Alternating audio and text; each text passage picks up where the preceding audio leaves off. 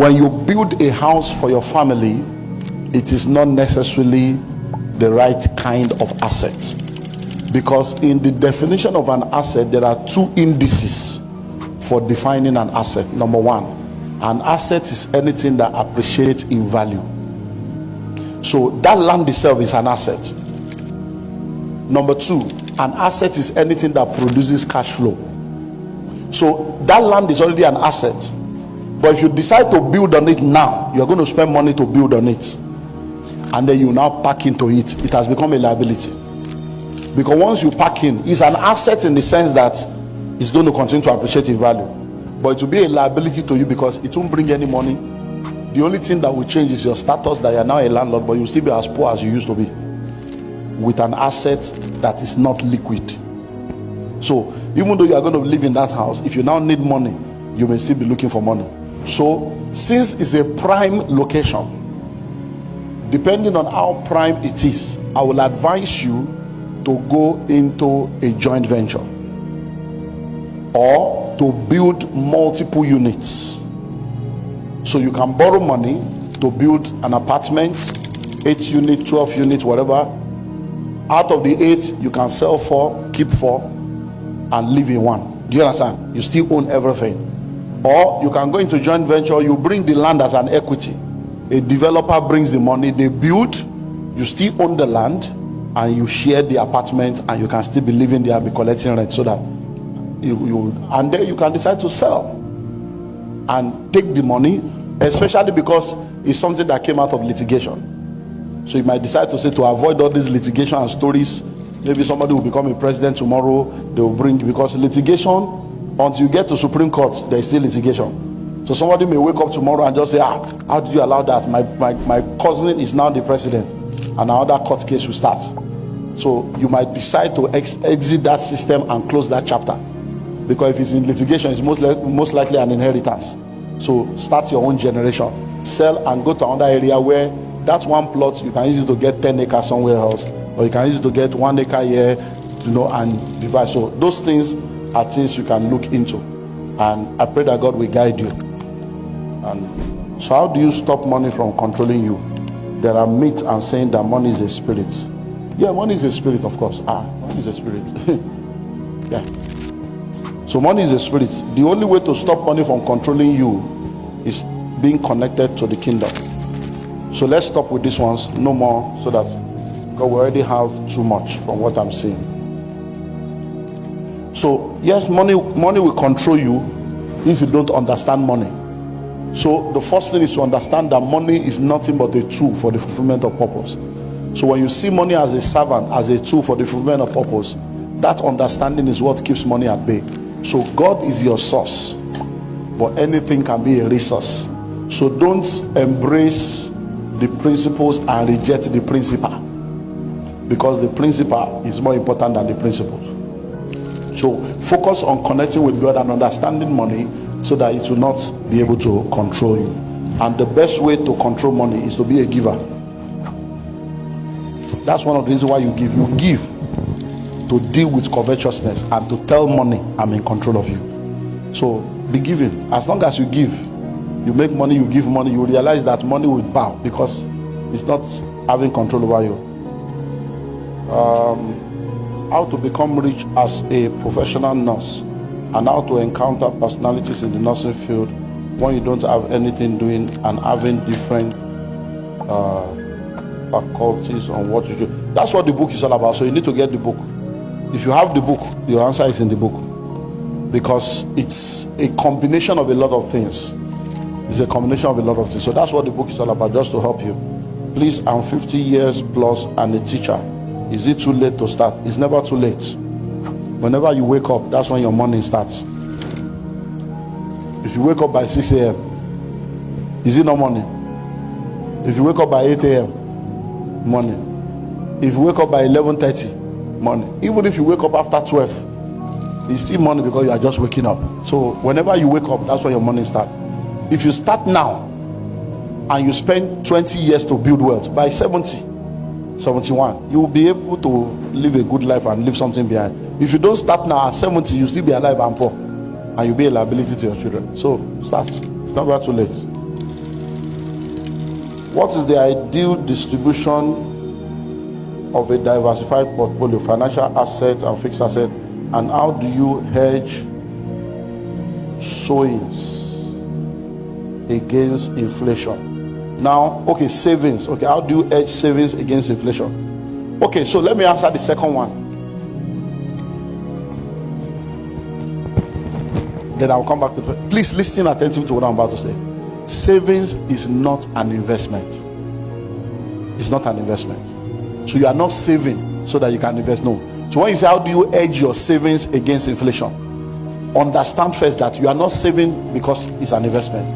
There are principles that you need to apply, and savings is one of those principles. And that savings itself is for 11 reasons. So you can go to my YouTube channel. If you are not following me on social media, follow me now on Instagram, on X, and on Twitter. Twitter is X, and on Facebook. On Instagram and Twitter, which is X, is Olumide Emmanuel. Olumide Emmanuel. Follow me now. Then on Facebook is olumide.emmanuel. Then go to my YouTube channel, Dr. Olumide Emmanuel on YouTube. There is a 5-part series there on developing a savings culture. It will tell you everything about savings. It's also in the School of Money book. Now listen to this, because that's a very, very interesting question. So when you are saving, one of the reasons why you save is to set money aside for what we call rainy day eventualities. That's 6 months to 8 months I mentioned. So that's one, you cannot hedge it against inflation.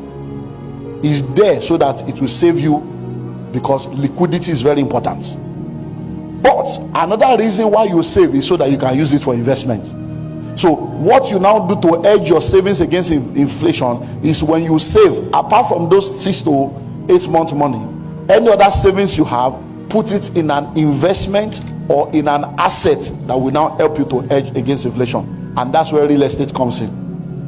Land banking is one powerful thing you can do.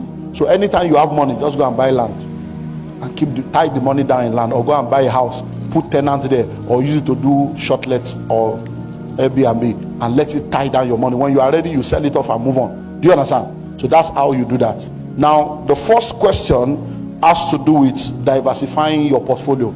It depends on who you are, and it depends on the level with which you operate. So for instance, now I'm a businessman, I'm a pastor. So as a businessman, I have companies.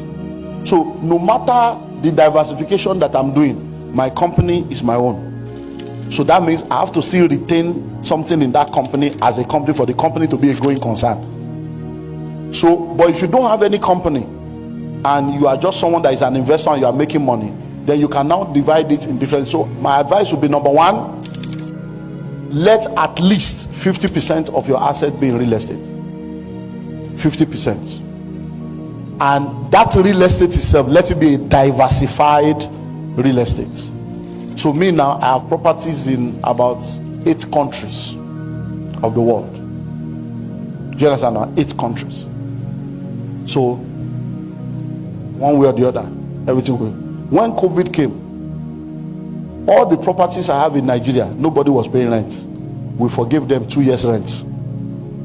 They couldn't pay. Everybody was begging, sorry sir, we don't have money, we are not working.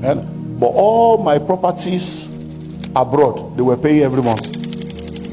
Are you seeing the difference now? Because even the government was giving people money to pay rent.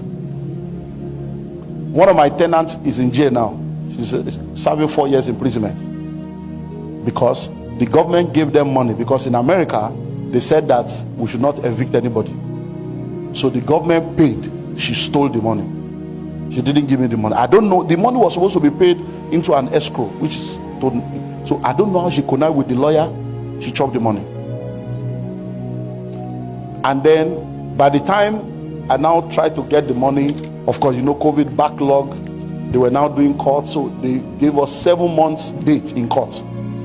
So she was owing, she ended up owing me for 2 years and 3 months. Because 7 months we're going to waiting for court date, she still didn't pay. Then they did court date, they now shifted it again from October, that will return in February, she still didn't pay. By the time that was going on, she now went again to the state, because now federal paid, she chop her. The state now said that Biden is now the new president, and Biden has said that that thing should stay. We should not evict anybody. So I still could not evict her because of the law. So she was staying there. They now said that since the federal government has paid, the states will now pay. But they were going to pay that same. So they said, look, by now, there she was owing 9 months. Now she's owing 2 years plus. So is it, no, they say it's that 9 months that they will pay. That if you want to pay, we will now come and apply again for that fresh one again. So we're on this case at that point, because I'm a Christian, I'm a pastor. So, you know, at that point I said, come, I pay my tithe. This is becoming a devourer. So I got home. I said, babe, this thing, let's pray. And we held hands together. I said, Father, we hand over this case to you. Have your way. We didn't pray 5 minutes. We just agreed. 3 weeks later, I got a call from my office in Atlanta. They said, sir, is there any problem in any place that they called us that somebody is applying for a money that they said they are owing you, and that they want to confirm before they give the person the money. I say, who called? I say, get the number. I say, yeah, somebody is owing us now, but the state is the one. Okay, maybe the state wants to pay. Apparently the state has paid. She has eaten it. This is actually the third place. She now went to another group again. So they are the ones that now called us to verify. So by the time they down, I said, so well, they said no, that she's supposed to get a grant from them to pay. She said she's owing, and you are stressing her life. You are threatening her. I said, me threatening? No, that this is the case. She collected money from government. She didn't pay. We went to say, sorry, excuse me, sir. What did you say? I said, no, federal paid. She didn't. They said, no. How was that done? That there's no way she could have access to the money. So how did the government pay and she got the money? No, the money is supposed to be. I said, yeah, I don't know how they connive. He said, if she has gotten that. I said, so are you not from the state? He said, no. I said, the state now said they will pay. So we're expecting the state to pay. He said, sorry, hold on, please. What's the house address? What's the... He said, well, from what I'm seeing here, the state has also paid. That now, this is the third money. That is a criminal offense. It's fraudulent against the government. That, do you want to press charge? I say, yes. I say, I want to press her because I want all my money.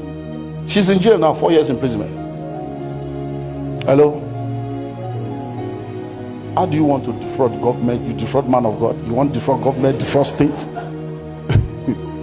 So 50% real estate, 25% in other investments, then 25% cash.